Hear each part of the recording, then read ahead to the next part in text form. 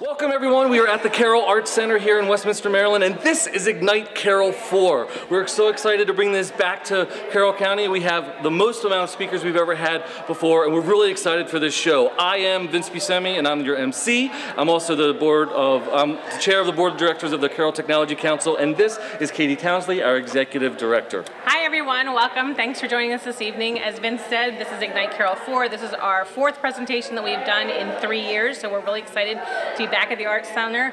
And again, our lineup is phenomenal. We have people talking about honeybees and the things you didn't know about them, you know, annoyances and that kind of stuff. Right. We have people talking about StoryCorps, which is a great new app that is recording about your family history or anybody's history. We have drones, oh my gosh, the myths and the legends and what's going on with that. So we have lots of great things coming up in the store, so stay tuned and check it all out. See you guys again soon. Good evening and welcome to Carroll Technology Council's IGNITE Carroll 4. As the title indicates, this is our fourth IGNITE program in 3 years, and tonight we have our largest group of presenters to date to enlighten us about their passions. My name is Katie Townsley, and I am the Executive Director of the Carroll Technology Council. I'd like to take a minute to enlighten you about one of my passions, my job with the Tech Council. I love what I get to do and the opportunities that working with the CTC has allowed me to do in the community where I live and play. For those of you who don't know, the Tech Council is an independent nonprofit established in 2004. Our mission is to provide technology leadership, information, and resources to develop members' businesses, build strong community partnerships, and advance technology in Carroll County. And how do we do this? The Tech Council strives to lead the way for Carroll County to be recognized as a technically advanced community with innovative businesses and tech-savvy citizens. The Tech Council energizes and engages businesses and community leaders to leverage the latest technology and positively impact Carroll County. We impact the community through our various educational and philanthropic programs. Working closely with our community partners, the Tech Council has proudly donated over 1,100 computers. Did you hear me? 1,100 computers to children and families in need through our CompuKids and TechWork programs at no cost at all to the recipients. We provide informational seminars to our business members and the community at large on a wide variety of topics, ranging from cybersecurity to BYOD, mobile device security, and of course, our community forums regarding the fiber project that is currently taking place both within the city of Westminster and within the county. As members of the CTC, we network with each other, the business community, and regionally with other tech councils to provide opportunities for our business members. For me, it's great to be working in the same community of which I reside, as I'm able to see the whole picture of what I do and the impact that it makes. While as an organization we focus on much of our time on business, we also like to have fun. Tonight's event is just one example of how we have a good time, while supporting our mission to provide education, leadership, and information to the county. You all have smartphones, and tonight we're going to ask for you to tweet about your experience with IGNITE. But I'd like for those of you who have Facebook users to like our page and share our events. Most, if not all, are open to the community, are great educational resources, or just a good time. I think that anyone who works for a nonprofit is just a little bit crazy, as let's face it, we don't do it for the monetary compensation, rather for the love of what we do and what we have and who we've met and the people that we've touched. For me, that's why I'm here, to see the difference that the Tech Council makes in Carroll County, the difference that we provide to the business members, the local businesses, and the community at large. And for that, there is no greater joy. I don't want to share too much with you about the Tech Council, but I assure you there's so much more, and there's so many reasons why I'm passionate about this organization and what we do, and you'll hear more about that later tonight by one of our presenters. But I wish for you all to find something that ignites your passion and think about being a presenter in the future for us at one of our IGNITE Carroll events. So with that being said, and without further ado, I'd like to introduce our MC of IGNITE Carroll 4, Carroll Tech Council's chairman of the board, brewmaster extraordinaire, harmonicist, yes, I had to look that one up, vocalist, and sometimes Swedish rock star wannabe, Vince Buscemi, who is sure to enlighten you with his quick-witted and off-the-cuff commentary for this evening. So thank you all for coming, and I hope you enjoy the show. Thanks, Kate. You're welcome. Thank you again, everyone. I see now my name is second. I'm in the right part of the program. Welcome. We have quite a lot of people to thank for supporting us, not only this event, but the Tech Council in general. So if we could go to the next slide We have event sponsors, Carroll Magazine, thanks to Josh Cohn and Matt Cohn, Startup Local, Jason Stamball, our Carroll Technology Council sustaining sponsors, Carroll County Business and Economic Development, Maryland Department of Business and Economic Development, Creative Staffing International, Carroll Community College, and the great city of Westminster, Maryland. Thank you all very much. And next, the presenters and the organizers of the event are the Carroll Tech Council. So again, I'm the chair of the Education Committee, chair of the board of the Tech Council. Thank you to our executive director, Katie Townsley, Denise Beaver, who has been just fantastic with this for all 4 of our years and providing so much support. We couldn't do it without you. And a lot of the other members of the board and the Tech Council. We can't do it without you all. And so we just want to say thank you very much. And we're ready to get going. So, without further ado, next slide. What is IGNITE? If this is your first time here, hold on tight, put the seatbelt on, keep your hands and arms inside the vehicle at all times, because it's quite the fast-paced show. Every presenter has just 20 slides that auto-advance every 15 seconds for a total of 5 minutes. They are going to share something that they're passionate about, something that they're excited about, something that they want you to know about. Enlighten us, but make it quick. That is truly the essence of IGNITE. Next. For the speakers, yes, you heard me correct. They auto-advance every 15 seconds. No, we will not stop them. If you stumble, just take a deep breath and keep on going, all right? Because you have just those 5 minutes. That's it. Next, for the audience, cell phones, keep them on silent, vibrate, whatever. Make sure we all do that now, but keep them out. As Katie said, we want you sharing what you're hearing tonight. We want you to share with your peers how much fun you're having, what you think of the show, the speakers, if something really resonated with you. We want you to share that passion with all of your friends and get them excited about this too. And who knows, maybe we have next year's speaker in the audience or somewhere out there, it's a friend of yours that would really love to be a part of this. So use the hashtag IGNITECarroll4. You can tweet at us, Ignite Carroll. You can also tweet at me and tell me if I'm, bombing, or if you think I'm funny, or if you just want me to shut up and keep going. Then we can all, I'll see them all. It'll be fun. Be supportive. Definitely be supportive, because you aren't up here doing this. This is nerve-wracking at times, but it's also a lot of fun. So sit back, relax, and enjoy IGNITE Carroll 4. So, next. Here we go. So, those are the hashtags and all. Thanks again to all of our sponsors. And we're set. Are you guys all set? We're set. Woohoo! All right. Our first presenter, Kelly Heck, is a local photographer and web designer who recently launched a new sister company, website Girl. Now, that's Girl, G-U-R-L. That's right. Don't you forget it, all right? Kelly is also a juggling enthusiast who wishes to share with you this fun, aerobic, and mentally stimulating activity. Please welcome Kelly to the stage.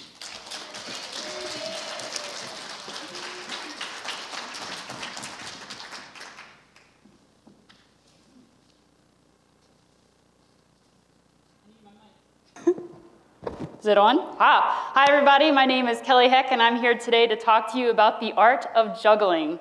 Juggling is a creative and rewarding activity that's fun for the entire family, and it's also a challenging activity for the body and the brain. I've been involved in juggling my entire life, pretty much. My mom had always wanted to learn how to juggle. She's here today. So we went to a club every Wednesday for years, as well as conventions, and it's a really fun activity to grow up with.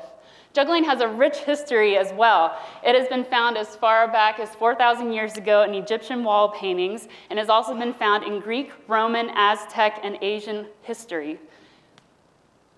We are going to be talking about some health benefits too. Juggling has a long list of health benefits, from focus and concentration to increasing brain power. It's a great stress reliever. It's great exercise. It's great for your range of motion and coordination. It's even believed to fight Alzheimer's, as well as help you curb your cravings. So today I'm going to teach you the basics. It is called a cascade. This is a great foundation for learning how to juggle, and you can add tricks, you can add numbers to this, but this is where you want to start first. However, I'm only going to start you off with one ball. So you keep your hands really low at your waist. You're going to bend with your elbow and your wrist, and you're going to throw the ball back and forth in just an arc motion, back and forth, nice and slow, not above your forehead either. You're going to take advantage of all this space. You might be wondering why. This is boring, but it's all about technique. If you have a great throw, catching is a piece of cake. So you really want to nail down your technique first. Now, once you get really good at your technique, you can move on to two balls. So with two balls, you're going to throw the balls up in an arc pattern again. When the first one reaches the top of the arc, you're going to throw the next one underneath. The balls will always follow the same exact path, and you're just going to go on a nice slow 1, 2 count. Now, anytime I'm teaching people, they almost always pass the ball under like this. But this is a much faster pattern that's a little harder to master. So I'd encourage you to learn that later down the road and stick to the cascade pattern. So I'm going to take you a step back, though. You're going to put your hand out, turn your hand over, and drop the ball. You might be wondering why. This is where you need to master your squats. It's better to have your legs burn than your back ache, because your balls are going to be flying all over the place. All right, so when you get good at two balls, you can move to three. Now, fortunately, I can tell you that three balls is exactly the same as two. The bad part is that it doesn't stop. So 1, 2 count, but we're going to add 3 in there. 1, 2, 3, 1, 2, 3. You're going to start with 2 balls in one hand and 1 in the other. The first one is 1, 2, and 3. I have literally seen people learn how to juggle in as little as 5 minutes. And these are people that have wanted to learn how to juggle their entire lives, but they just didn't know how to get from 2 balls to 3. So today, I want to remind you about the techniques. So what can you juggle with? When you get home, you want to find a ball that fits really good in the palm of your hand. So adults and children might need a different size. And something with a little weight helps as well. We can also, technique reminders. So remember I told you, you keep your hands low, don't throw above your forehead. Because when you're learning to juggle, you need to use your peripheral vision. And if we look up, we can't see our hands. The toss is also really important. You always want to pop up from the palm of your hand instead of roll from your fingertips. Because if you do that, you're going to be running all over the room. You also might find that you need to slow down, because if you throw the balls too quick, you can't possibly catch them in time, and your technique gets a little bit sloppy. And making sure you breathe too is really important, because if you're tense, you're not going to do as good. You need to be nice and loose. You might also find that when you're working on the technique of 2 balls, that a different color is helpful. I'm going to always throw the red ball first in this example. And this helps because I can't always start with my dominant side. This is something that you have to be good starting from both sides of your body equally. If you want to get into different numbers, a pattern with 4 is a little bit different because now you have to master columns. In this example, I can throw them in a circle or I can throw them up and down. The balls never cross sides, so it's going to look like this. Woo! Juggling is so cool because this is a hobby with no limits. It's so creative. You can always add another number. You can always learn a new trick. You can make up tricks. Juggling is the art of object manipulation. It's really great for kids too because they can really bust out their creativity. If you want to get into juggling, you can go online and you can look up clubs in your area. There's also conventions that meet annually. And this is a great place where people are very willing to share their skills. So after today's IGNITE talks, if you want to stay after, I'm going to stay a little while and teach any of you the art of juggling if you've been wanting to learn. Thank you.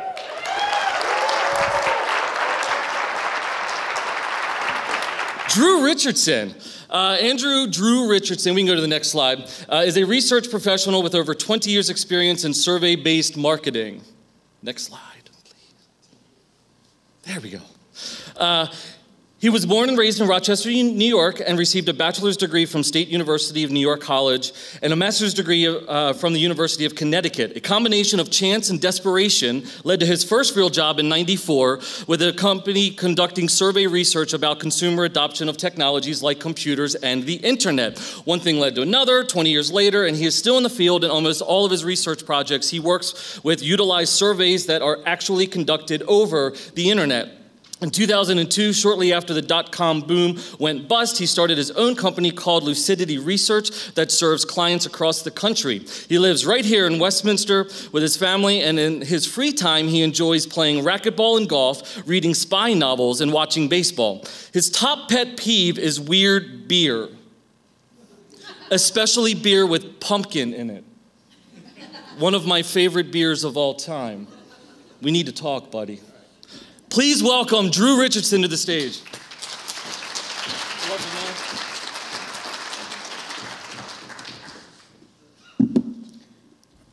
First, one disclaimer. Yes, I'm in the survey research business, but no, I've never personally called any of you on the phone to ask you questions or cornered you at the mall. So please hold your rotten fruit and your booze for at least 4 more minutes. Hey, that's a big tomato. For my talk tonight, I thought it would be fun to travel back in time to 1995 and revisit some research about the internet that I was working on at that time, and to see how far we've come. So let me whip out my little time travel app here and set it for October 23rd, 1995. Okay, we're in 1995. Hello, I'm from the Emerging Technologies Research Group, and I'm going to share with you some exciting new data from these 2 surveys. The first is a survey from all adults in the country. The second is a survey where we just focused on those adults who are online. Okay. According to a 94 survey, just 27% of adults had a computer at home and just 11% had a computer with a modem. The interesting thing here is that usage, or presence and usage, are very different things. Let's take a closer look at that 6% number. You can see that it's very uneven. There are dramatic differences in modem adoption by gender, by age, by education, and especially by income. So what are people doing online? This is from 1994, last year's data. We asked the people what they were actually doing with their modem. Bulletin boards and personal email are the top 2 things. Services like AOL have grown a lot lately because they kind of combine different things that you used to have to dial up to different places to do. Shifting now to our 95 study, this tells us where people are going online from. Most people are going online at home, 69%, about half from work, and about 20% are still going online from school or universities. How are they getting online? In the last year or so, internet service providers, or ISPs, have cropped up everywhere, and that's the leading method people use. AOL has also grown a lot, and that's the second leading method of access. Company and academic servers are 3rd and 4th. Currently, the top access speed used by people to get on the internet is 14.4 kilobytes per second. What we're finding is, as people put images on their web pages, about 1/3 of the people say they turn off the graphics in their browser to make their page load faster. Speaking of browsers, Netscape Navigator is the top leading browser on the market, followed by AOL. Microsoft has just got in on the game a few months ago, and they are at 4% right now. We'll see how far that goes. Currently, internet users say they spend about 7 hours a week online, and most people say that that time has increased in the last 6 months. Most also expect it to increase further in the next 6 months. Now, there are only so many hours in the day. What we're finding is already almost 1/3 of the people say that their internet usage has cut into the time they spend watching TV. And 25% they say they spend less time and less money making long-distance phone calls. Now let's shift gears a bit and talk about some things that might be coming along soon. Imagine for a minute the ability for your doctor to remotely monitor your health care. This is kind of an abstract idea, but the strong interest, we saw a lot of strong interest from people last year. Now imagine for a minute that you were able to rent any movie you wanted without having to go to the video rental store. Over a third of the people say this is a great idea.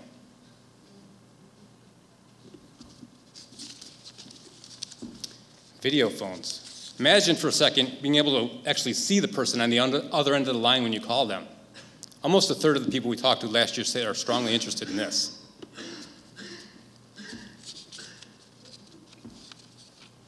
Imagine for a second the ability to call your home and say, hey, move the thermostat up, I'm coming home in a few minutes, so that it's nice and comfortable when you get there, but you're not wasting money and energy heating an empty house or cooling an empty house.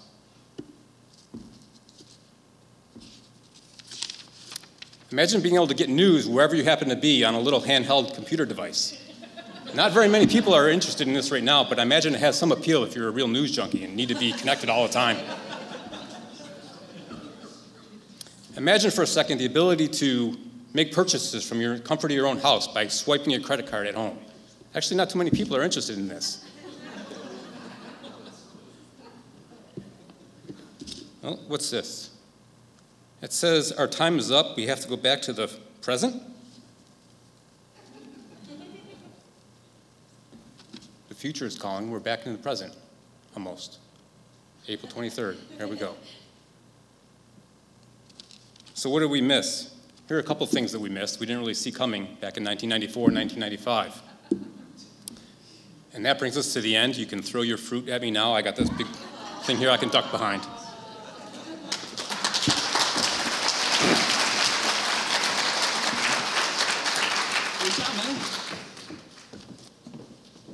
Great job. Thank you very much. You know, it's crazy. Watching Back to the Future, the movie, like 1955 seemed like a totally different world to me, right? But if I were to go back 30 years from today to 1985, I would pretty much just see an 8-year-old self watching Back to the Future on the TV screen. It just like blows the mind that we've come so far in that period of time and all of the stuff that Drew just went over. It's crazy. Next up, slide, there we go.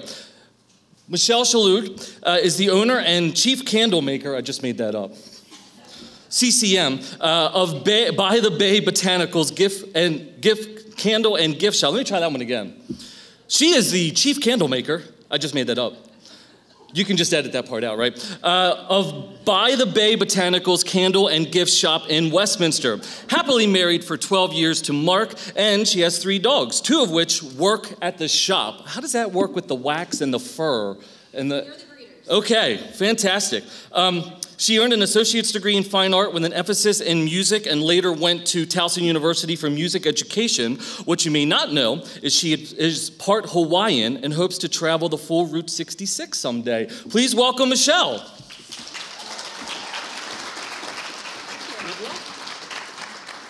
All right. Waiting for that slide. There we go.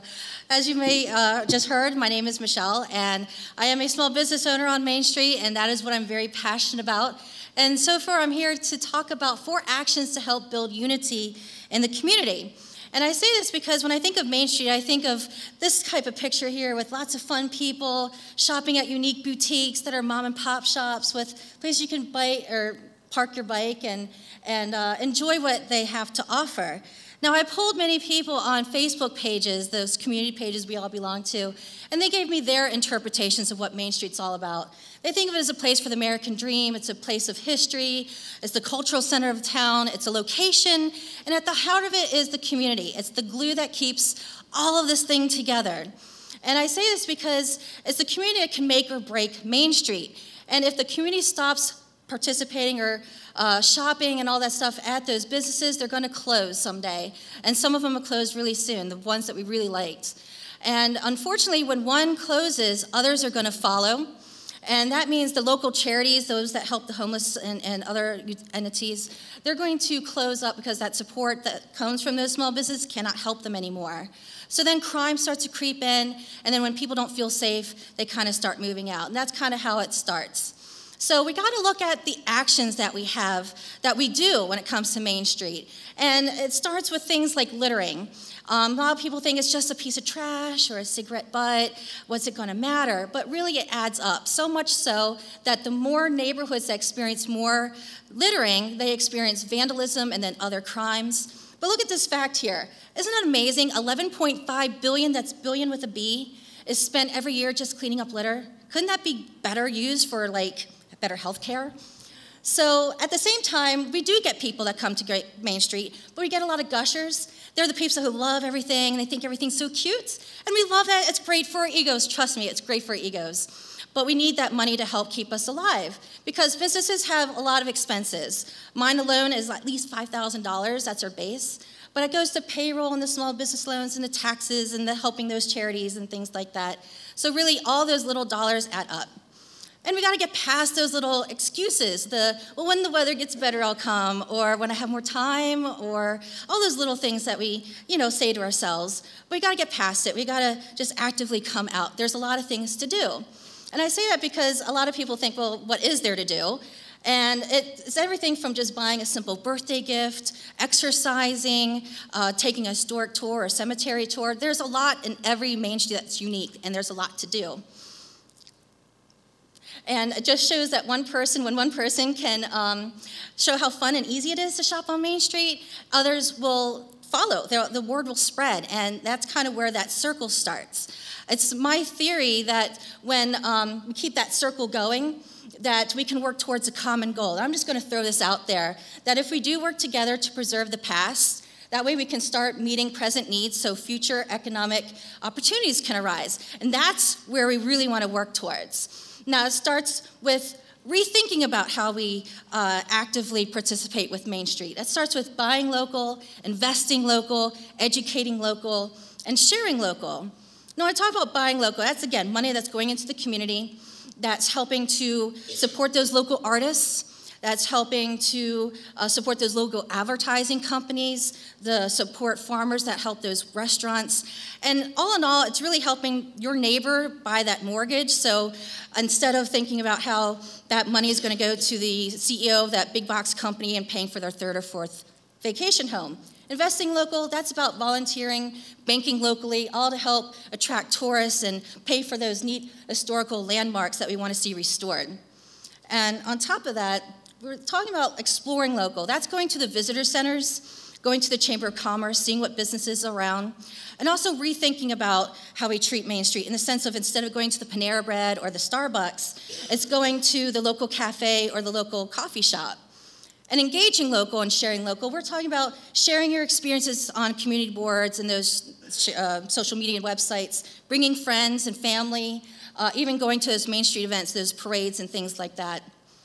Now we're talking about other things like the 350 Project. Many of you may not know about it, but if you choose just 3 places you do not want to see close and actively spend $50 a month, that's total a month, you can save businesses, as well as volunteering. Even the Gordon's fishermen can take time to help beautify Main Street. If he can do it, you can too. So I want to leave you with this last thought. It's your choices today that are going to determine what will be available tomorrow. Please, choose well. Thank you.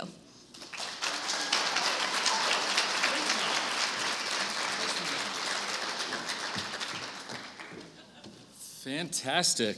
Thank you very much. Next up, we have Mark Blackston, who is a vice president and team manager with M&T Bank in Westminster, Maryland, a husband, father of 2, and a lifelong Carroll County resident. Mark has volunteered and served on many boards and committees over time, including the United Way of Central Maryland, Community Foundation of Carroll County, Carroll Community College Foundation, Carroll County Student Grant Program at McDaniel College, Leadership Carroll, and the ARC of Carroll County. I don't think I've said Carroll County enough. Go Carroll County, right? Mark has earned his BS degree from UMBC and an MBA from Mount St. Mary's. When not working or volunteering, Mark enjoys spending time with his family and friends, attending his kids' sporting activities, biking, hiking, skiing, paddleboarding, boarding, yes, that's right. I thought I messed that up, so I'm sorry. Running and charity 5K events, and believe it or not, the occasional public speaking opportunity. You picked a good one tonight. Please welcome Mark, everyone.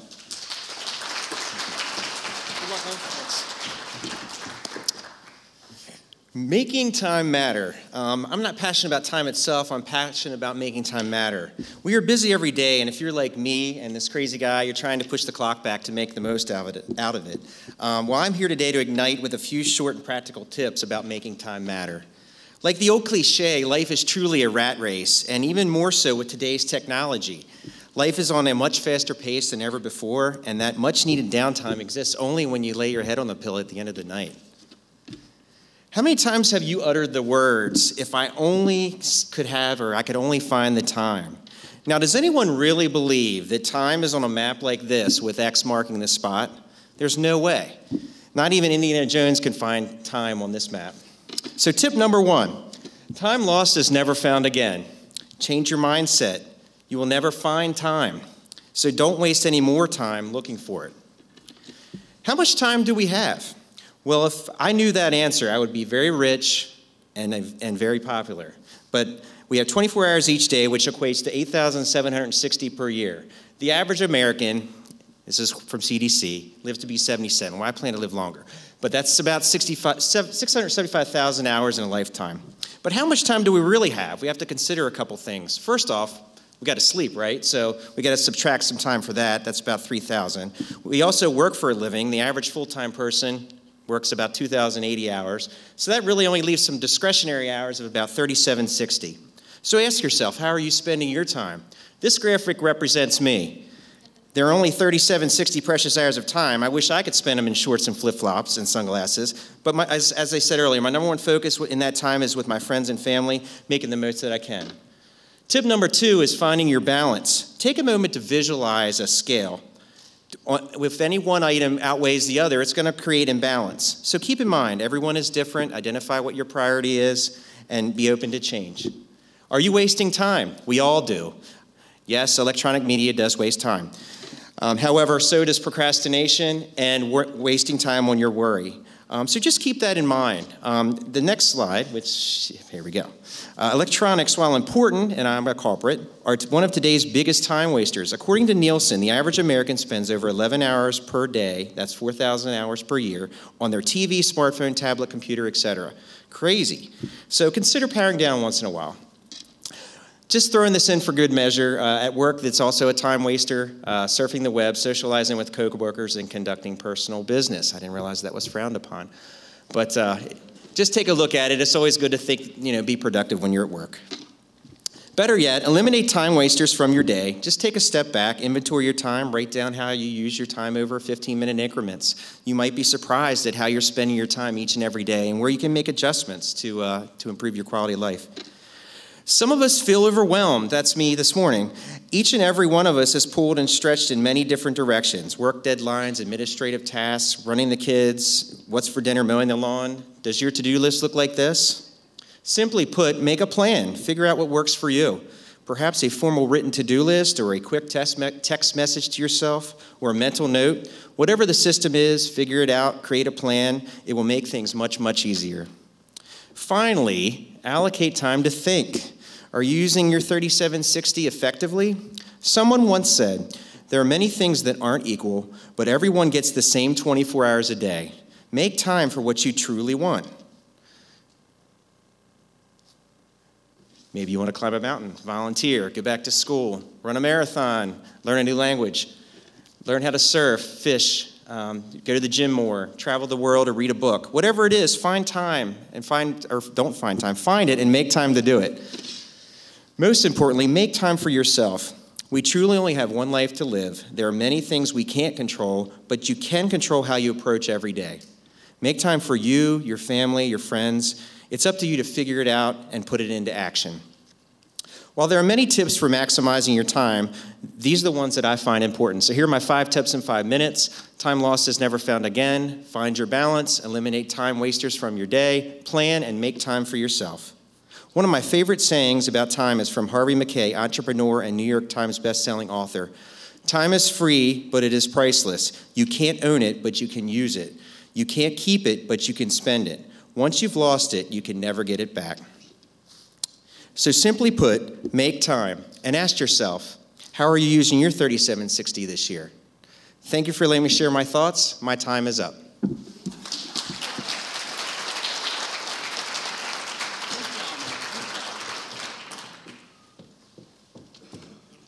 Fantastic. Thank you very much. Definitely things that we can all take into consideration and do a lot more of, is finding time for things that we love. Next up, Ashley Moore. She has a BS in business finance and sells for MBD, Maryland, and Trembling Giant Marketing. Ashley graduated from Liberty High School. Go Lions, class of '94, woo! Has a blog focusing mostly on sales and marketing for small business and comes from a background in event rental industry. Fun fact, most of her professional careers have been with small businesses. Please welcome Ashley, everyone.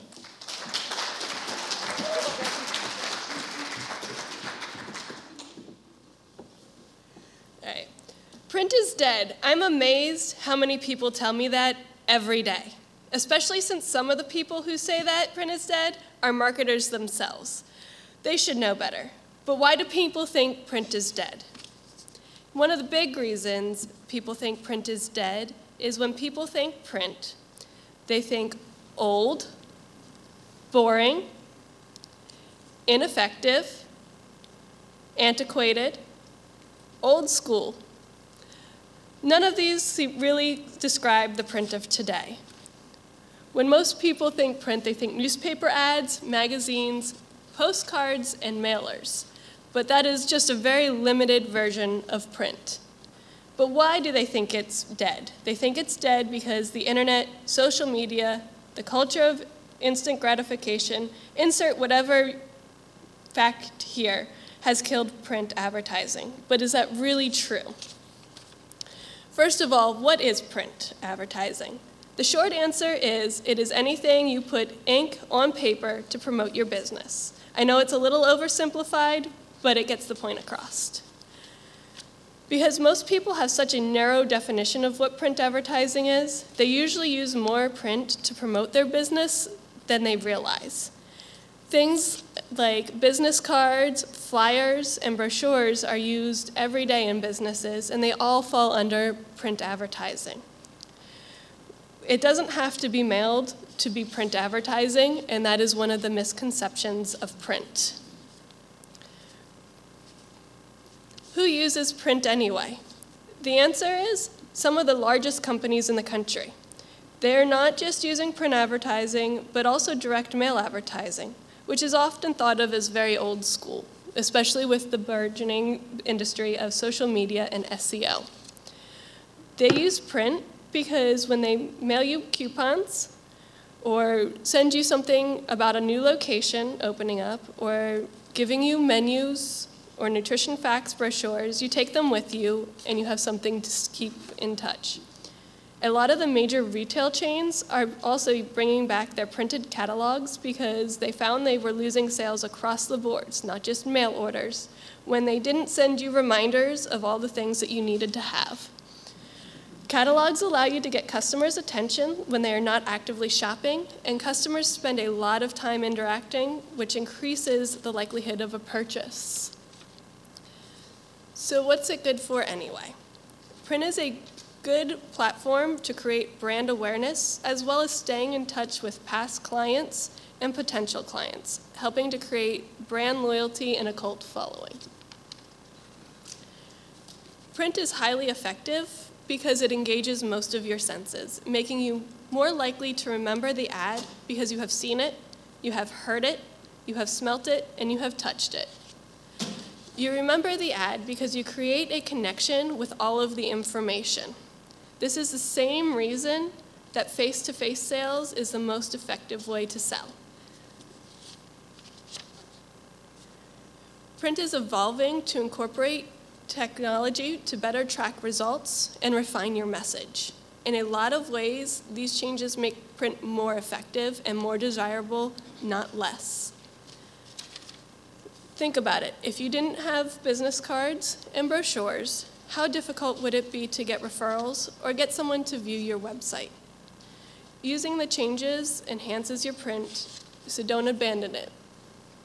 Something to consider in your print advertising are unique landing pages for different ads to track where traffic is coming from. You can also A/B test websites to see which ones create more of the desired effect, whether it's donating, making a sale, or contacting the person.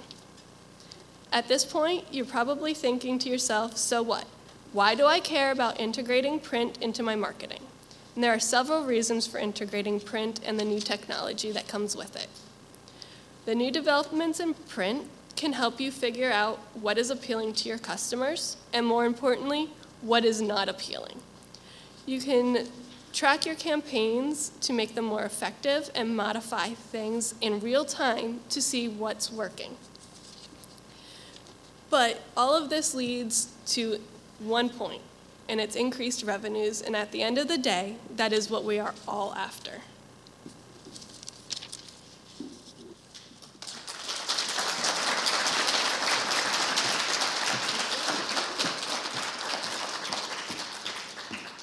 Very nice job. Thank you very much.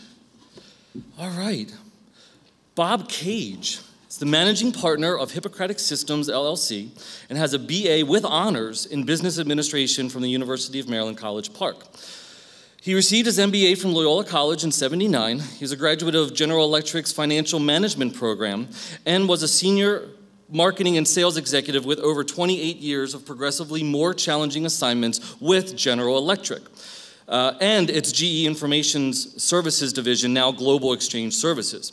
Bob was born and raised in Brunswick, Maryland, and served in the United States Air Force, specializing in aerial reconnaissance and is a decorated Vietnam vet. Thank you for your service.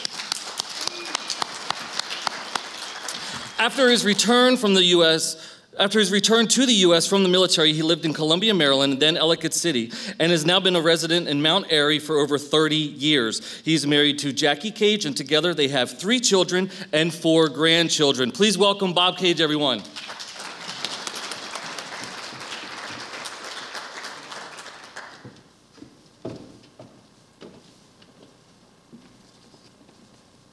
Give me a moment to get set up here.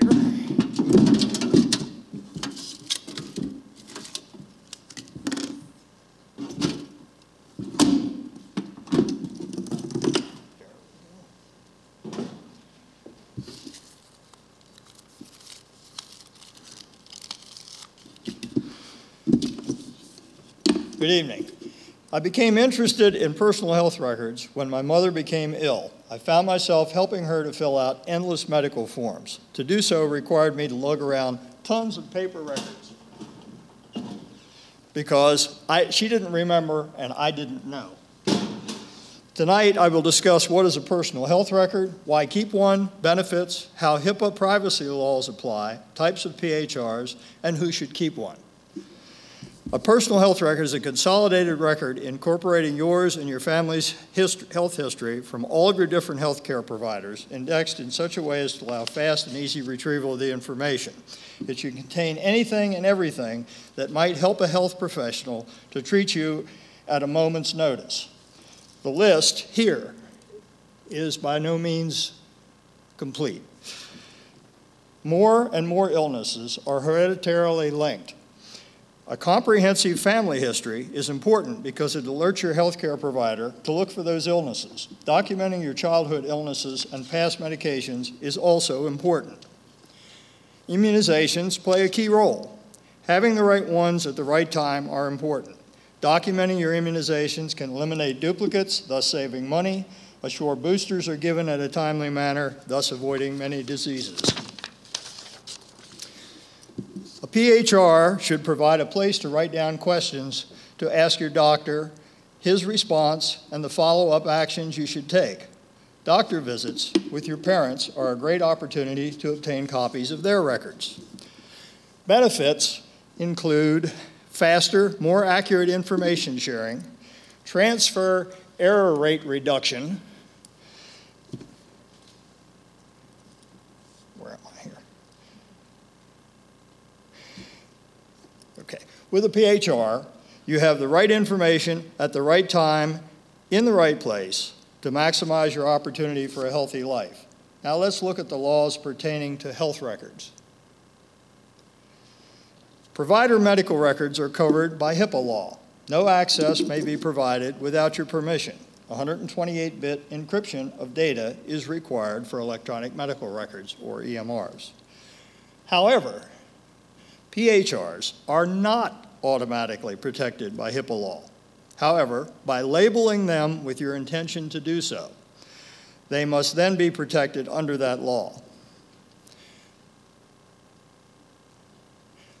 There are a number of ways to share PHR information: handwritten, screen viewing, printed, or file transfer. The most error-free way to transfer information is the new Continuity of Care document standard, which is in the process of being implemented in many EMR systems. There are 4 different basic platforms for PHRs. Let's look at the advantages and disadvantages of each one. Paper-based is the most obvious one, but other platforms hold more promise. Next time you fill out a doctor's form, ask for a copy. It's a great start to your PHR. Long-term, paper is insecure, messy to update, possibly incomplete, and cumbersome to carry around. But it is a start. PC-based PHRs are the most comprehensive and secure, especially if the PHR operates entirely on a removable medium. They are easy to update, prompt you for the information, and very portable. Some people now carry a smartphone. PHR. PHR information is easy to edit and maintain there, but they are generally not as comprehensive as PC-based PHRs, and they are always online, leaving them vulnerable to hackers. PHR websites are easy to set up and edit and can be very comprehensive. They're accessible anywhere 24/7. However, being accessible 24/7, the large volumes of individual health records there make them a huge hacker target. The skill levels needed to use these various platforms are a mixed bag. They are hardware and software dependent. But if you can perform these functions, you'll have all the skill sets you need to create and maintain a PHR. Healthy people need a PHR. Your doctor needs to know what healthy means for you. Document it. If you work or play in dangerous environments, you need a PHR. Take your PHR with you, especially if you travel. You can capture the basics of a PHR in the comfort of your own home fairly quickly. It's easier to verify your information there. Anything worth doing is worth doing right. And to really do it right can be a lot of work, but it could someday save your life or the life of someone that you love. Thank you.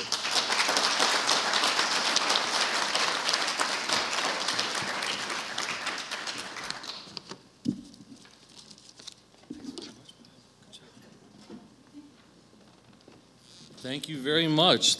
Lots of really good information tonight, things that we don't really think about but are really important, and we should probably do that, especially with most people carrying cell phones or smartphones and having the app. That's fantastic. All right, moving right along, we have Bryn Upton. Bryn moved to Westminster in 2002 and was awarded a postdoctoral fellowship at McDaniel College, which turned into a tenure-track position 2 years later. Currently, he is an associate professor with tenure at McDaniel, where he teaches classes in both the undergraduate program and in the college's Master's in Liberal Arts program.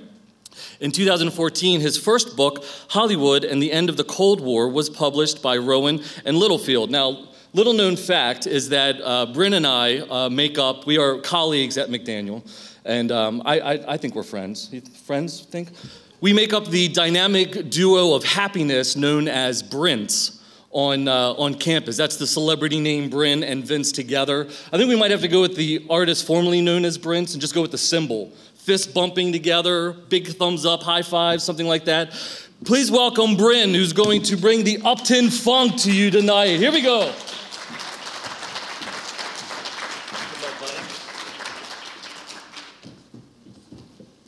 Good evening. So, let me tell you what I get excited about whenever they want to let us know. What do I get excited about? I love history. I love reading about it, studying it, trying to understand the past. But this is not the sole purpose of history. Studying history is as much about today as it is about the past. History is never just history. Understanding the past informs the present. So understanding the Civil War helps to inform our understanding of race relations today. Understanding the Cold War informs our understanding of what's going on in a place like the Ukraine. There is no present without the past. A major challenge for me as a professor is to get today's students excited about how the past informs the present. And I need to develop ways to communicate that will interest the students, because college students are not always that easy to engage. The modern college student can be a bit distracted. Thanks to a college culture that emphasizes the outside of classroom experience more than the inside of classroom one, and some people would even say that today's students are somewhat self-absorbed. I think that's a limited point of view. What we need is a better way to communicate. So it's necessary to develop a common language between the past and the present that my students can identify with, and also to develop a common language between myself, as an old academic person, and the students, who are at least a generation younger. I wanted to find a way to make the Cold War relevant to students who were born after it was over, and to help them understand how it plays a role in their lives. But how? What could serve as the lingua franca between the past and the present, between myself and my students? Film. Film is a great way to communicate because my students watch a lot of the same films that I do. And sometimes I can even get them to watch some of the old classics. So I found a set of movies that would help me explain the Cold War. And I started with with this guy. The Bond movies are a great place to start because James Bond is the quintessential Cold War character. He represents so much about the Cold War ideology. He's an insider working for the government. He fights external enemies. The government man is the good guy in the Bond movies. Bond had the clothes, he had the cars, he was supported by his government with all those cool gadgets. We know nothing about his past, nothing about who he was before he was 007. He is first and foremost and always the job. And yes, I know what you're thinking, there were women. But as a product of the 1950s and 1960s, he exemplified the Playboy ethos. The women were interchangeable. They never had any meaning. He never showed a capacity to love anything or anyone outside of the job. He was very happy being a spy. There was never a question about who he was fighting against or who he was fighting for. The arc of the Bond films from the 1960s into the 1990s follows closely the arc of the Cold War. But when the Cold War ended, that's when the Bond character faltered. Enter a new character, Jason Bourne. A character who's essentially the post-Cold War version of James Bond. Trained to be a government agent, he lost his memory, he's trying to put himself back together. Where Bond never discusses his past, Bourne is searching for his. He never had a really cool car. He only ever kissed one woman in all three of the films, demonstrating capacity for love that Bond never showed. He does not announce his presence. He doesn't sash in and Bond, James Bond. He actually prefers to hide out in crowds. Bourne is an outsider. He does battle against his own government. He's the perfect character for the post-Cold War era in which we live because right now we believe the greatest threat might come from within rather than from without. And we also struggle with our own post-Cold War identity as a nation. There are other films that can be used to explore these differences. Remakes really help. In this case, the original film was concerned with nuclear annihilation. The post-Cold War remake is concerned with environmental degradation as a source of man's demise. There's also something like the Terminator films, sequel films. The first one ends with this bleak pronouncement about this coming war that's going to overwhelm everything. But the second has a hopeful message that shows that during the Cold War, we're worried about nukes. Now we're less worried about this since the fall of the Soviet Union. Along with sequels and remakes, the relaunch is an opportunity to show what has changed. Villains always represent our fears and anxieties. In this case, the fear of aging in the late Cold War turns into a fear of terrorism in the post-Cold War. Two different versions of the Joker help us understand how our culture has changed. So much of our public bickering, left and right, progressive, conservative, has its origins in the culture wars of the 60s and 70s, but is also heavily influenced by the end of the Cold War. And understanding this requires an understanding of the past. When we talk about thinking the way historians think, we often look to what are called the 5 C's of historical thinking. Change is the easiest one to measure, but the other 4 require us to really challenge ourselves to dive deep into how we understand the past. I believe that it is critically important to understand the past and to understand the way historians think so that no one can take advantage of us by using the past selectively to align with their personal agenda.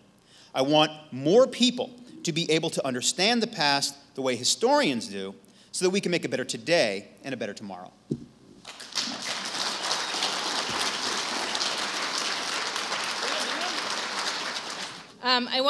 Vince mentioned our shirts. So if anybody wants shirts, we have them. You can see me after the show. They are $15 for medium through extra large and $17 for the 2X. But we have them on hand tonight. So if you'd like them, please feel free to see us to grab them. All right, so I just want to thank our sponsors again for supporting the Tech Council. We have Carroll Magazine, who are Josh and Matt Cohn, who are over there. Hopefully you got to see our fabulous ad in the magazine. That was wonderful.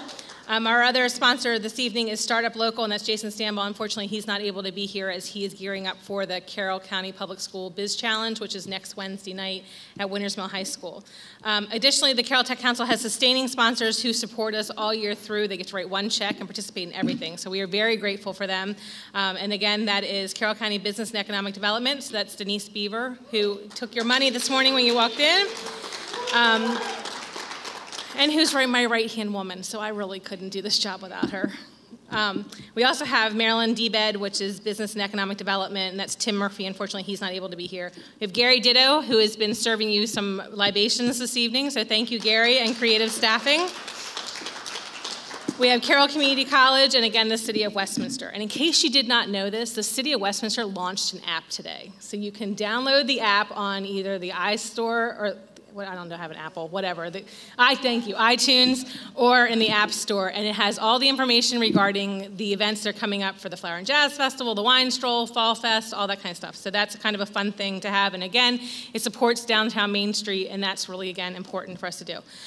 So I want to thank the CMC, the Community Media Center, for being on hand this evening for videotaping this event for us. We'll be able to put it up on our website, on their website. They're also doing a live streaming. Oh, I'm not techie. I said that when I interviewed for the job.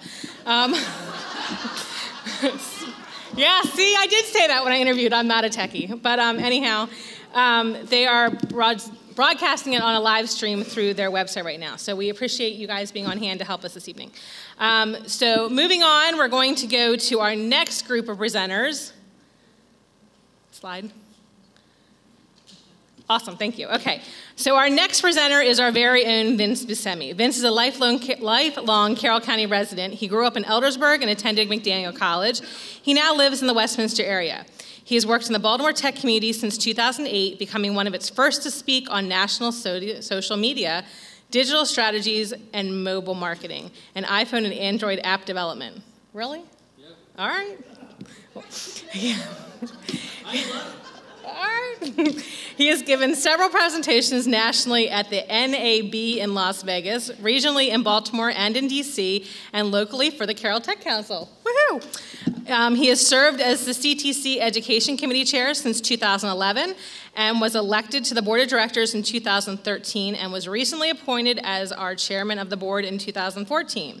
Vince currently is the Director of Digital Media Communication and Social Media at McDaniel College. So here is Vince to talk about CTC IGNITE Carroll. Thanks, Katie. Hey, welcome everyone. So, as Katie had first started off, we do a lot of things in the area, but you may not know all of them. So I'm going to tell you some of them. In the beginning, there was nowhere for techies to go. So the Carroll Technology Council was formed in 2001 as a committee of the Carroll County Chamber of Commerce. In 2004, it was created as an independent 501c3, and the initial programs were Technology Advisors, Technology Council Events, CompuKids, Technically Correct Radio, and Television. Now, the CTC prides itself in investing in the next generation. CompuKids was one of the first CTC programs. Now, over 10 years later, the CTC has expanded to provide computers to adults seeking work and to provide technology resources to local nonprofits as well. The CTC supported a Westminster High School first team in the early years as the popularity of robotics clubs and competitions heated up. The CTC supported the Liberty High School Robo-Lions, Century's All-Girl Clockwork Knights, and the 4-H Supersonic Sparks team, and supplied judges for regional competitions. The CTC has also given thousands of dollars worth of scholarships over the years to Carroll Community College students to pursue technology-related careers and supported the Summer Information Technology Career Program. Through various outlets, the CTC has provided the community with vast technology information. We've hosted radio and television shows, monthly tech tip articles in the Carroll County Times, and hosted a variety of member and community seminars. In the early years, the Carroll Technology Council produced the Technically Correct television show, which aired on Community Media Center Local Channel 19. There we have Josh and Barb, who took their act to their airwaves in 2004. And in the CMC archives, you will find them doing the show in airplanes, on tractors, and among other interesting places, including the Town Mall of Westminster. The Nonprofit Center, this is our home since 2006. The Nonprofit Center has benefited from the CTC from the very beginning, as our members helped set up the initial wiring, and our own quantum internet was instrumental in providing internet service to all of the nonprofit associations located there. The Carroll Broadband Network, we played an integral role in convening educational forums and public discourse about the building of the Carroll County Public Network, which connects all schools, emergency systems, government buildings, and libraries. The Carroll Broadband Symposium was one of our recent community outreach events that was hugely successful, where we brought experts in the industry in the area area here to Carroll and had a local community ask questions to learn more about the broadband that's coming to this county. We also educate, boy do we educate, through a variety of morning meetings, evening networking events. The CTC brings experts from all over the county to provide insight and expertise to our members and the local community as well. TEDx Eldersburg, held in Rich and Tina Wagner's state-of-the-art facilities, Creative Studios in Eldersburg. We are one of the only locations in the area that is authorized to live stream the TEDx Global Conference from Vancouver. It's basically like IGNITE, but the presenters have a lot more time. Oh, hey, speaking of IGNITE, here we are now. What's happening now is happening now. This is happening then. No, this is happening now. There's Josh Cohn. We were a little freaked out on that first time, but we've got it all sorted out now, Josh. Thanks for the presentation, by the way, buddy. The golf tournament is one of the largest fundraisers that we have, and it's one of the most fun times that you can have on a golf course. Am I right here, Gary? I'm pretty sure he's won many trophies and stuff, drank a lot of beers and all. It's a great time, but the biggest thing is that the fundraiser goes back to the nonprofits that we support in all of our programs. So what do? We build businesses. We give our members referrals, opportunities, expert presentations, business roundtables, discussions. A lot of these things are free and that all of the community can take advantage of. The Carroll Innovation Center at Overton, Carroll County entrepreneurs and small business owners now have an additional county resource to use as they expand their business. And we were a part of it from the very beginning. Businesses can have their own Class A facility and desk. They can have conference rooms and such. The Carroll Business Path. Over 500 entrepreneurs and small business owners have contacted the Carroll Business Path, which has helped to design or to help entrepreneurs start small businesses or expand on their existing ones. We've come a long way in 10 years of our history, so have our hairstyles and our clothes. But the bottom line is that we continue to provide expertise and education and networking opportunities to grow Carroll County's place in technology and industry in Maryland. Here are just a few of the businesses and organizations that we work with, that we collaborate with, that we love to provide opportunities, educate, utilize their resource, and then give back to the community. We've come a long way. Our membership growth has continued to increase, and really we're looking forward to continuing to provide that expertise and education in the area and to grow Carroll County's place in technology in Maryland. That's the Carroll Technology Council. Thank you very much.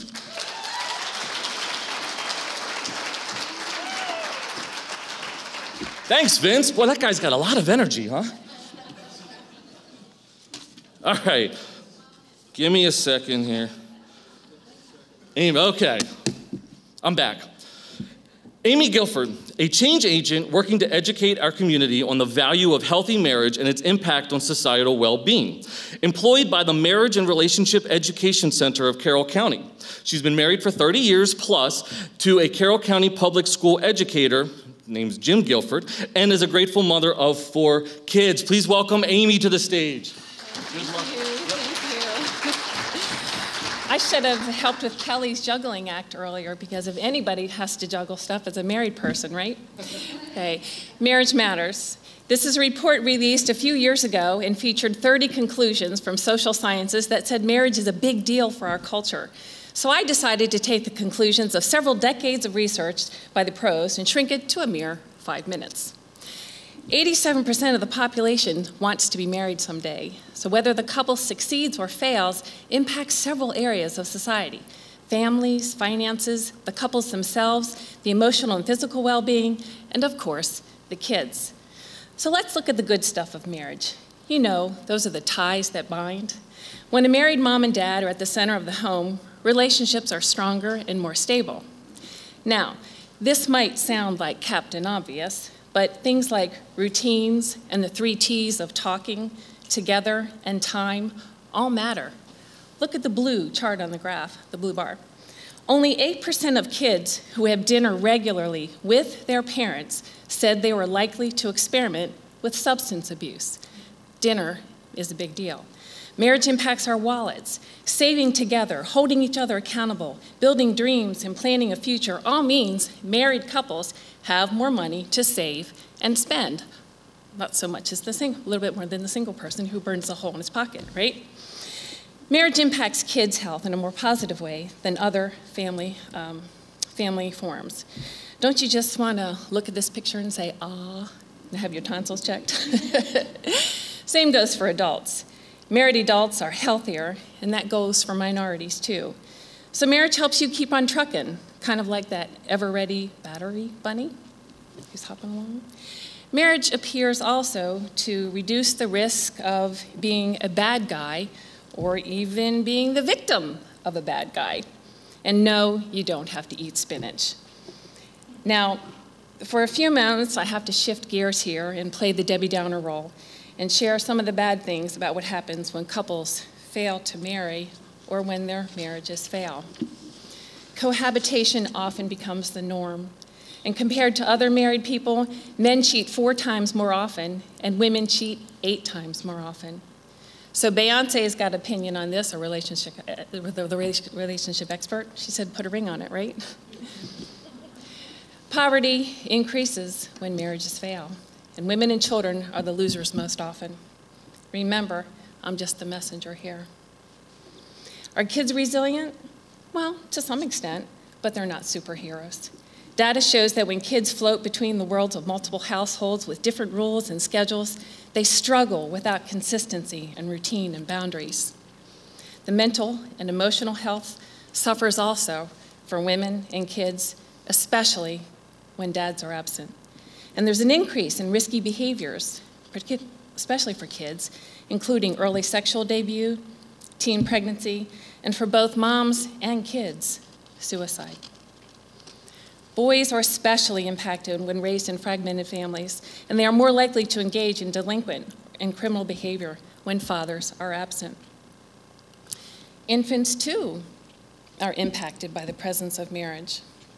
Parental marriage is associated with a sharply lower risk of infant mortality. And then there's safety. Women have a lower risk of domestic violence, and a little girl, speeding up here because I'm nervous, little girl, when she lives with her own parents, is much safer. In fact, kids are 9 times less likely to be sexually abused when they're raised in their own home by their own mom and dad. Okay, let's move on to the workplace. People struggle to get their work done when there's conflict at home, right? And a divorcing employee can cost an employer about $8,400 a year because of lost work production. So maybe everybody should just save the cows and eat more chicken, right?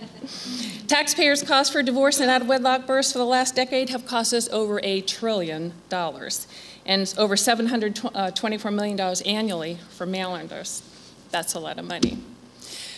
Let's breathe and say goodbye to Debbie Downer for a moment and hear some of the good news. Relationship skills taught at all points of life and at all levels has documented positive impact on all relationships. In fact, anyone with a pulse can participate. Isn't this beautiful? Giving these young, starry-eyed couples a smart start with pre-marriage education helps ensure that their marriages go the distance.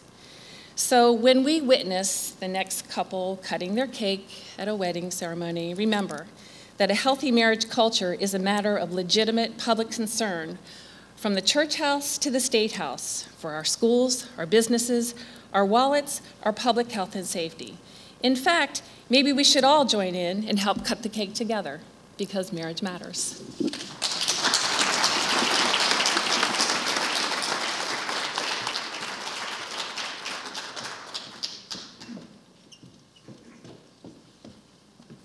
Great job, thank you very much. Next up, Tina Wagner. She has worked in public television for over 25 years. Her 13 years at Maryland Public Television included various positions ranging from producer, on-air promotions producer, programming assistant, and station relations. The next 9 years of her career, she represented the international production company Ragdoll, which has broadened and diversified her experience in public television. In October of '07, the creation of Tina and Friends was a natural progression after working for a public television station and an independent producer. The goal of Tina and Friends was to present producing stations and independent producers a full service of production, promotion, outreach, station relations for the best national presence on public television. Then, in January of 2012, Rich Wagner of Wagner Digital Video and Tina began Creative. She heads all public television relations, and Rich does all of the production. Please welcome Tina.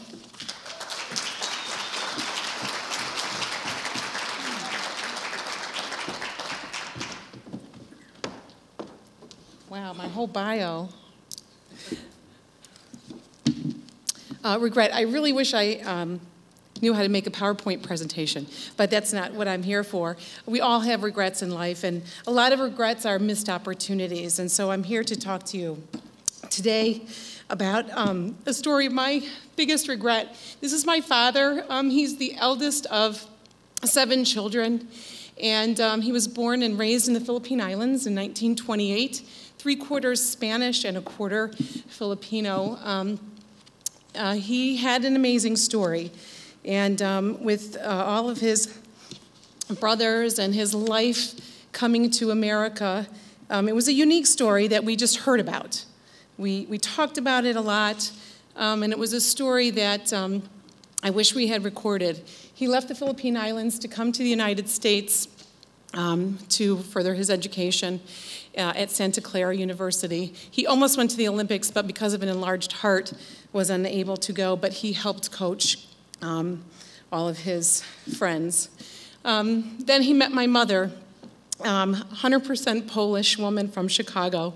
They married in 1954, and I even wore her dress in 1988 when I married Richard. He was an amazing man. He was a genius. He was a joker, and he was a proud fighting Irishman. He wasn't an Irishman at all, but he went to Notre Dame, and he was a, sorry, I guess you need to know that. But I have 2 sisters born in Ohio, a brother born in Peru, and I was born in Spain. They have 6 grandkids, but a year ago, after being diagnosed with cancer, he died a month later. And I just wish I knew more. There's so much more that I wish I had asked my father, and I'm here to tell you about a wonderful way that you can do this, preserving memories, asking questions, what you're grateful for, things that you're proud of, in a way to record your loved ones before it's too late. And this is called StoryCorps. Back in 2011, you may know StoryCorps from NPR. They came to me because they wanted to be on public television. They animated their stories, these wonderful accounts of people's stories. I met David Isay. He is the creator, amazing man. He just wanted to record the unheard, the ignored, in their own words. And he started out with just hundreds, and now there are thousands and thousands of stories told by people from their own voice. In 2003, he started with a booth in New York City at Grand Central Terminal. And in 2005, they started a mobile unit. And in 2008, they're in Lower Manhattan, Atlanta, Chicago, and also in San Francisco. But today, fast forward, and there's an app. There's an app for that. And you can easily download it and record your loved ones using very easy tools. They even have prepared questions. And you can record this and upload it and share it with the world. And it's so easy, this app. All you have to do is find a person and then prepare your questions, find a quiet place, and record and listen. And then when you're finished, you can upload it to the world, or you can just store it for yourself and your family. But instead of telling stories, this is the way to hear the people tell their stories, hear their voice. And so this is a way that you can also create an archive and go back and listen, not only to the people you know, but people who you don't know, and you listen to their stories, because they're so amazing to hear it from their voice and their experiences. And so I'm really hoping that you can join me. I decided that on this 1-year anniversary of my father's death, that I would interview my mother about their courtship and how she traveled the world with 5 children. And she also is just such an amazing woman. That's her right there, the little girl. She is one of 8. She's the only surviving sibling. Her parents came here from Poland, And here she is, and I've never recorded her, and I'm not going to let that happen. So on Sunday, I sat down with this app, and I talked to her about my father and their courtship, and it was just beautiful. It really was. So before it's too late, download this app, go to the website, like it on Facebook, share it with your friends and family, and because you know, everyone's story needs to be heard. Everyone's story needs to be told. StoryCorps is about listening and sharing the story, and sharing it with everybody or keeping it for yourself and your family. Help create an archive of history and humanity. Live with no regrets. Thank you.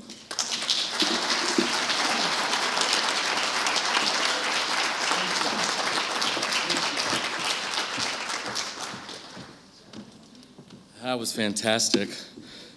Hit a little home for me. I missed that opportunity with my mom 3 years ago, and I still have voicemail messages that I've refused to delete because I can still hear her voice. And it's about nothing, you know, what do you want for dinner or something, you know, but it's still her voice, and I've held on to that. So really cool stuff, StoryCorps. Moving along, Randy Linville. Randy is an average beekeeper, but he's a very small-scale farmer as well. He's recently retired engineer.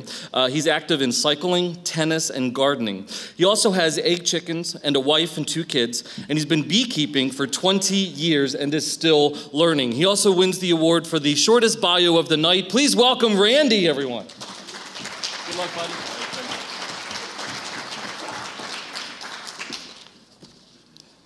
Everyone knows about the importance of honeybees for pollination in our food supply. So my goal is to teach you the difference between a honeybee and a wasp, and then throw in some of my favorite things that a lot of people don't know. But there'll be a test at the end, so be ready. More than likely, that buzzing, stinging insect ruining your picnic is a yellow jacket wasp. But somebody at your party is going to call it a honeybee, but it's not. Wasps are shiny and yellow and have an attitude, and they give honeybees a bad name. Honeybees are fatter, they appear fuzzy and hairy. Honeybees don't eat meat, and they're not particularly interested in your soda. And because honeybees only get 1 sting per lifetime, they don't want to pick a fight with you. That's it. That's really the main thing I want you to know. So on to the other stuff.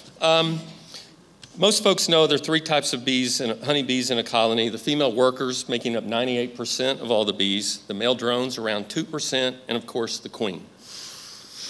For most species, cows for instance, survival is based on making more cows. But for honeybees, the key to survival is to have more colonies.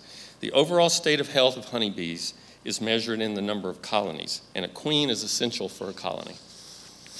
The queen is not so much a ruler of the colony as a kept woman. The tenant worker bees care for and manipulate the queen so she can perform her task. Her number 1 task is to lay fertilized eggs. The queen is in fact an egg-laying machine.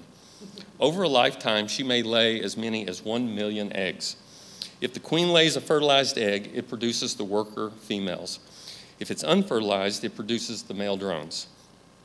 The queen has to produce a lot of fertilized eggs, because in the summer, the average lifespan of a worker bee is only 6 weeks. They literally work themselves to death. And because honeybees are more efficient, if there are more of them in the colony, you want to have around 50,000 healthy bees per colony. So you need a lot of bees. The more bees per colony, the more honey gets produced per bee.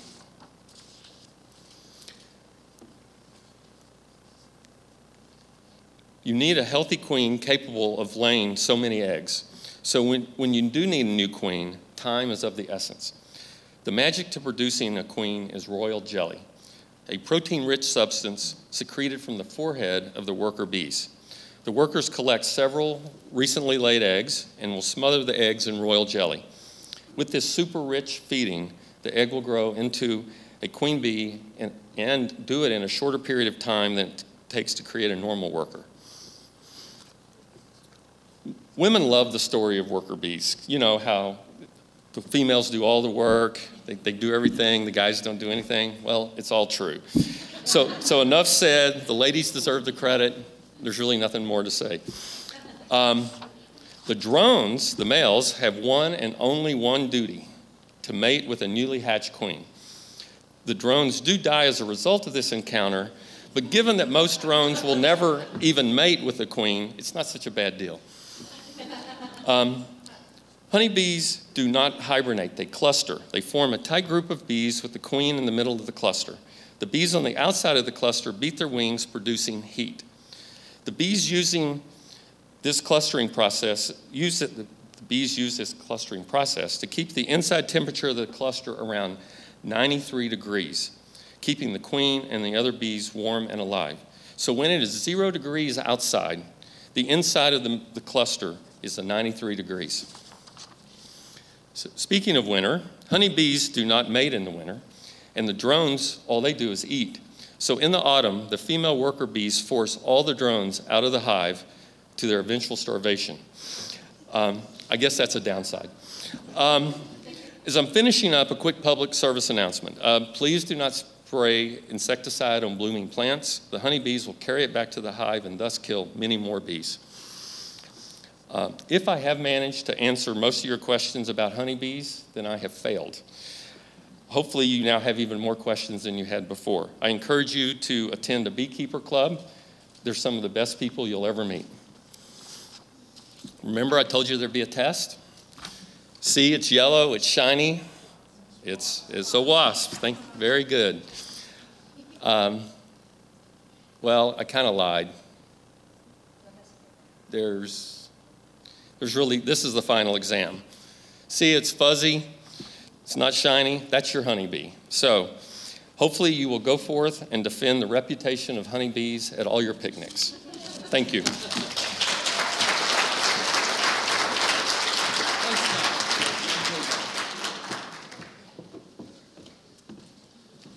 Great job. All right, be honest. That first image of the bee, who got the chills running down the back of their neck, right? Seeing all those gigantic bees up there freaked me out a little bit. But you know my favorite thing about bees, right? You know what you can make with honey? Mead. It is like beer. Next up, Kathleen, is it Russ or Roos? Roos? Is an estate planning and business attorney with offices in Westminster and Parkton. She's on the board of directors of Change, Inc., an organization for people with developmental disabilities, a member of the board of the Cooperative for Senior Advocacy, and she teaches adult education classes at CCCC on legal issues for business owners and legal issues for artists. Please welcome Kathy, everyone.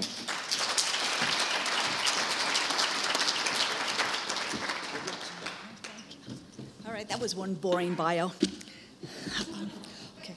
1 in 9 Americans over the age of 65 and 1/3 of Americans over the age of 85 has Alzheimer's. It's the 6th leading cause of death. It's estimated that by 2050, more than 13 million Americans will have it. And we as a country are not prepared. People with dementia are 3 times more likely than seniors the same age to end up in the hospital, but most hospitals do not have personnel trained in their specific needs, much less a dedicated area for these patients. In some hospitals, Alzheimer's patients are put into the psych ward, or they may have a tray put in front of them and then removed a couple of hours later without anyone noticing or caring that they haven't eaten because they can't feed themselves. They may not be cleaned properly. They may be strapped to the bed to keep them from wandering. I've known dementia patients to leave a hospital in worse condition than they came in. Now, this isn't all the fault of the hospital. A hospital is a very busy place. But if you have a loved one with dementia, you're going to need to be their advocate if you want to make sure that they get the proper care. You're going to need to be very hands-on.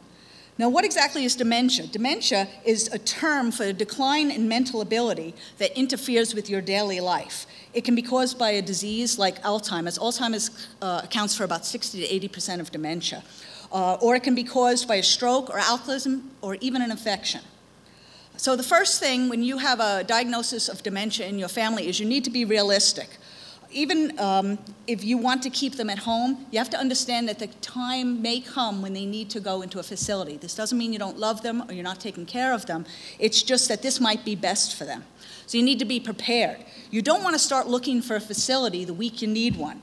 You still have to start looking early. Show up unexpectedly. You want to see how residents are being cared for when it's not visitors' day. Does the place smell okay? Do the residents look cared for? Interview the staff and talk to other families. You're going to need to think about finances. How are you going to pay for care? Nursing home care in the United States easily exceeds $100,000 a year. If your loved one doesn't have insurance or assets or income to pay for this, Medicaid will kick in after they have spent down almost all of their money. So you need to seek professional help. See an elder care attorney to learn about what assets can be protected and how. It's heartbreaking. People will come into me and say, my mother is going into a facility this Saturday. What can we do to protect her house? You need to be proactive. Make sure your loved ones have a health care power of attorney and a financial power of attorney while they're still competent to execute one. You can get these for free or almost for free, but if you wait too long, you may have to go to court to get a guardianship, which is very expensive. In fact, actually, all adults should really have one of these. Get to know their doctors, not only to keep apprised of their condition, but you want to make sure it's the right physician for them. If you get the impression that the doctor is really too busy to take care of them or is just prescribing drugs to keep them quiet, you might want to get another doctor. There are really some good doctors out there. If they're in a facility or a hospital, you got to make a pest of yourself. Ask questions. If you're not happy with the answers, find out why. If your loved one is not being treated with respect and care, you need to demand it or move it. You need to be a squeaky wheel if you want to get what you want. Managing their health care is going to be crucial. One of the hardest parts of having a family member with dementia is all the medical appointments, doctor's appointments, specialists, tests, meds, bills. It's overwhelming for anyone, and these people cannot handle it themselves. You're going to need to do it. So organization is going to be crucial. If your loved one is taken to the hospital unexpectedly, are you going to remember what all their drugs are, what all their symptoms are? You don't want them sitting around waiting for hours or even days while the hospital is trying to figure out what to do with them and whether or not they have drugs that are going to interact. The Cooperative for Senior Advocacy is a nonprofit in Carroll County that's trying to address some of these issues and work to improve communication between the facilities and caregivers and the hospital. And for one of their things that they've done is this senior go bag, my little prop. The idea of the go bag is that it can go to all your doctor's appointments and it can take all the information and your medical information and the drugs all in one place. And the idea is that it's kept easily accessible so that if somebody has to go to the hospital, your caretaker or the facility or even the EMT can just pick up this bag and go, and then when you get to the hospital, all the information is right there.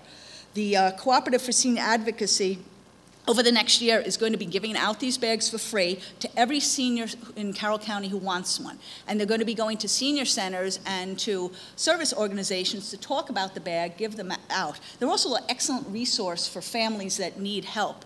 If you know an organization that could use a presentation, they do it all for free, and they will come to your organization and give a presentation. Alzheimer's can be a heartbreaking disease, and it's overwhelming, the care and worrying about the finances, especially if you're trying to do it all alone. But there is help out there. In Carroll County, we have a lot of resources. You need to be able to find them and to make use of them, and don't be embarrassed to ask for help, and don't be afraid to be a fierce advocate for your loved one with Alzheimer's.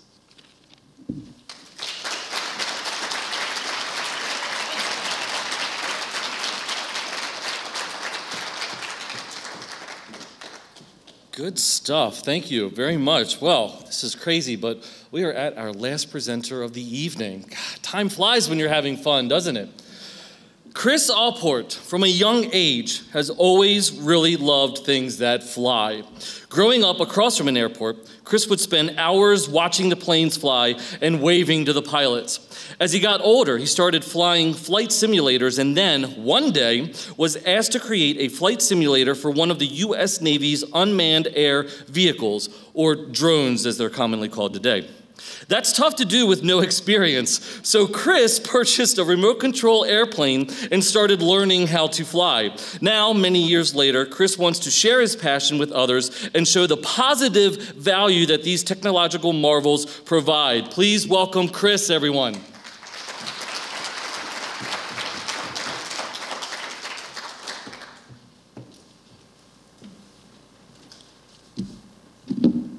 All right. Drones are evil. No, drones are immoral. They're not bad guys. They're just another technology that helps us get a good view of the world. but they've really gotten a lot of people worked up lately. So let's take a look at what a drone is. So first we start with the airframe.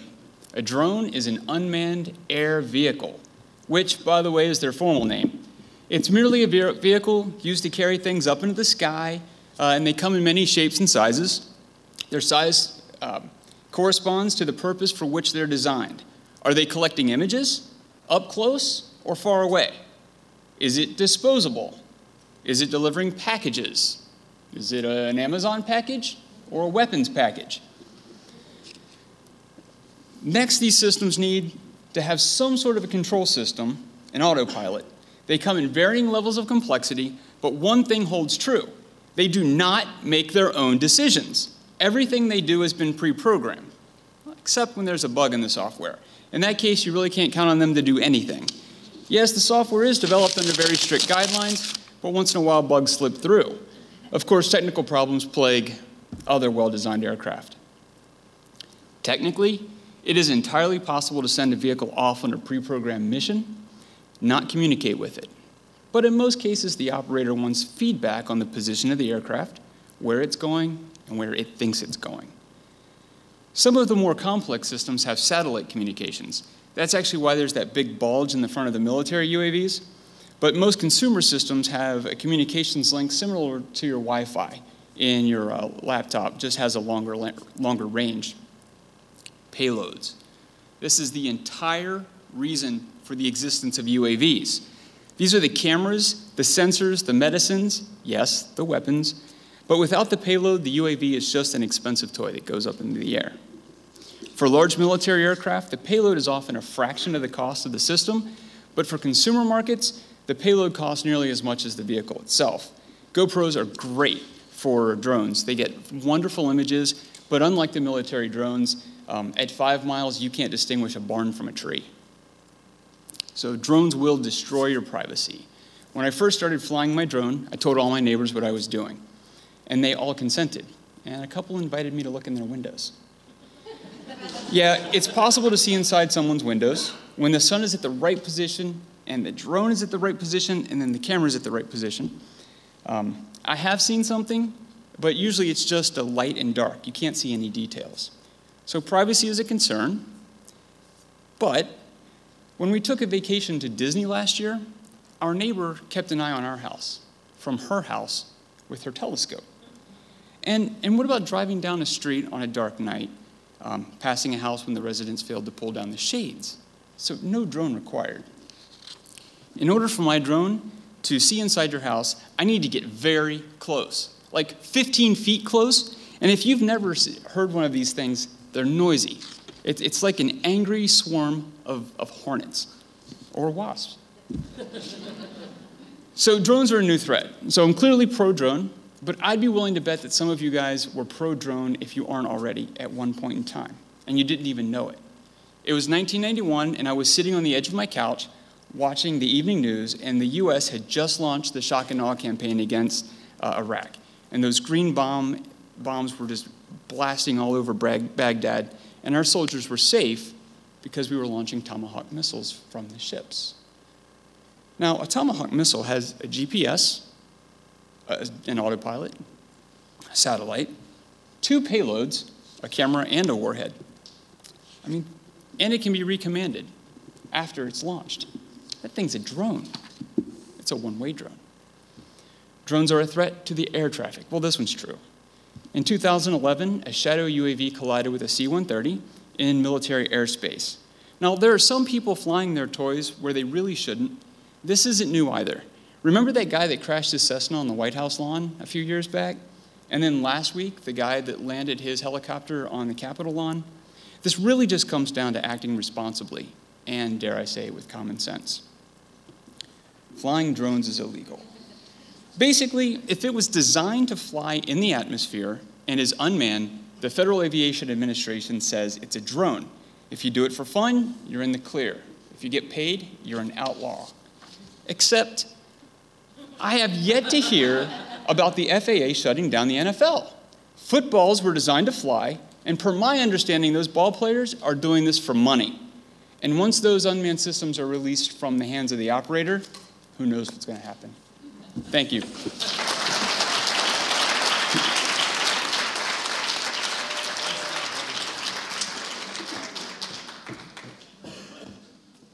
Fantastic. Well, here we are.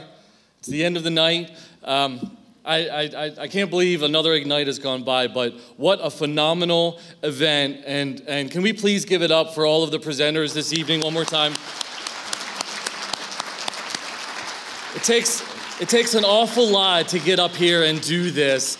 And I think everyone did just a phenomenal job. I really enjoyed everything. I hope you have too. Once again, this event wouldn't be possible without our sponsors and event sponsors, some of which are up there. We hope you've been sharing it online with your friends.